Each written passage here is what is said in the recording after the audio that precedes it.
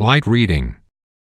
Joseph Torrey has well over 5,200 books, yet he has the world's smallest library. That's because all of the volumes on Joseph Torrey's bookshelf are tiny. He's the owner of the world's biggest collection of miniature books. Torrey began collecting the mini books in 1972. Among Torrey's literary gems are one of the world's smallest books, measuring in at 19 by 26 millimeters, 0.74 by 1 in, and others are just as unique. Some contain hand-painted china or carved wood covers, and some are bound in leather art. Several are limited edition, and his oldest are more than 100 years old. None are more than 76 millimeters, 3 in, high. I developed my interest in miniature books while at printer's school, he said. In the beginning, I kept them in a paper box, but later put up shelves so I could have them on display. I always try to get several copies of each publication so I can exchange them with other collectors. Bonkers For Bin Laden. Martin Parr of the UK says he has a very strong collecting gene. Back in the 1980s, he loaded up on Margaret Thatcher memorabilia, and he eventually found a new subject for obsession: Osama bin Laden. His terrifying collection of Osama merchandise now includes coffee mugs, squeaky dolls, kulfa balls, watches, Osama toilet paper, and more. After Osama's death, bin Laden is dead, memorabilia flooded the market, letting Parr finalize his hoard. All of these failed dictators with massive egos allowed these goods to be produced, he says. It speaks volumes about their personalities. Silicone Sallys.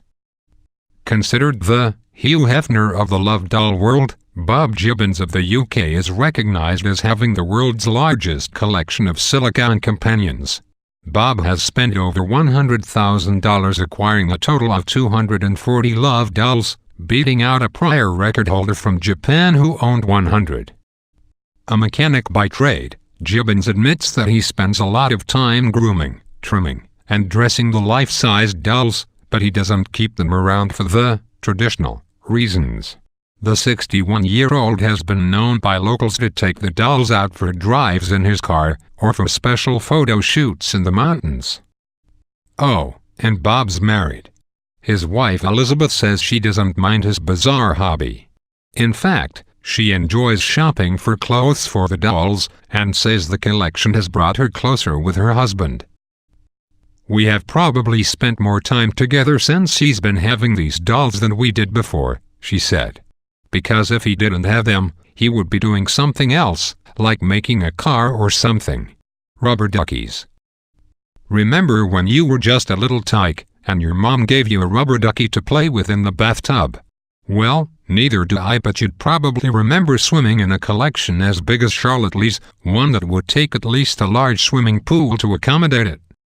The 42-year-old from Seattle has acquired more than 5,000 of the rubber bath buddies. The collection began in 1996, when friends started giving them to Lee as gifts. With the help of her husband, she went on to amass an impressive gathering: ducks that squeak, ducks that are scented, ducks that glow in the dark, and ducks of nearly every style imaginable. The result landed her a spot in Guinness World Records for having the largest collection of rubber ducks in 2003, 2007, and 2011. With the entire basement of her condo now used for housing the birds, Lee hopes to find a museum willing to adopt part of her collection. She's also become more picky because of space constraints, although it's usually her husband who brings them home now. I like the ducks, he likes the hunt, she said. It's a good partnership. Miley Mania. Cole McQuaid has a curious collection of Miley Cyrus memorabilia, one proudly displayed across his upper body in the form of 21 tribute tattoos. They include song titles, album titles, and various portraits of the pop singer, forming the largest known collection of its kind. Each of the 39-year-old's 10 knuckles is tattooed with a letter, which together spell out Miley Cyrus's full name.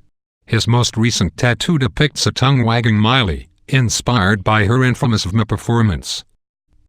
Loads of people get all sorts of things tattooed onto their bodies, says the British man. Like Chinese symbols, or pictures of cartoon characters. Why shouldn't I be allowed to have loads of Miley Cyrus tattoos? And while Liberty Walk and Can't Be Tamed line the insides of his arms, perhaps it's the tattoo of another Miley Cyrus song title on the outside of his right forearm that tells it best. Barbie Bonanza. Ji and Yang has a Barbie collection big enough to make any 10-year-old girl blush.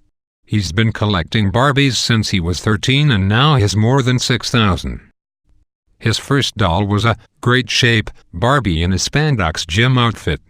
20 years later, the man from Singapore figures he has spent an easy $392,000 on the hobby.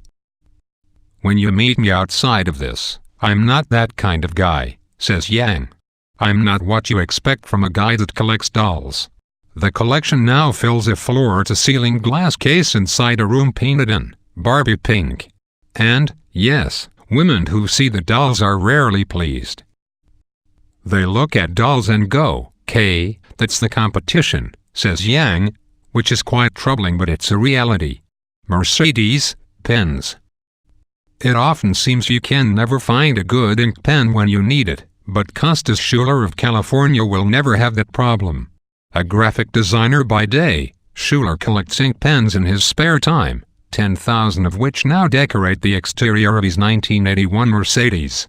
He attached them to the Mercedes pens using silicone glue, and they hardly put a dent in his overall collection. Prior to a recent donation drive that netted 30,000 pens, he had already built up a reserve of 70,000. His goal is an even million. "Doing this to your car and then driving it around is kind of gutsy," he said. "There's not a lot of people that do that. I consider my car a picture of what it looks like when God smiles." Schuler also creates works of art, paintings, which he donates to schools and other places where the spirit of art can uplift people. Gone bananas. Becky Martz is a fanatic for collecting something you might dismiss as trash but that she calls tiny little works of art. She collects the peel-off labels found on supermarket bananas, and she has nabbed nearly 8,000 of them so far. Martz visits up to 25 different supermarkets each week to find the labels. This has forced her to struggle for ways to use bananas in her cooking. "I make a lot of banana bread," she says.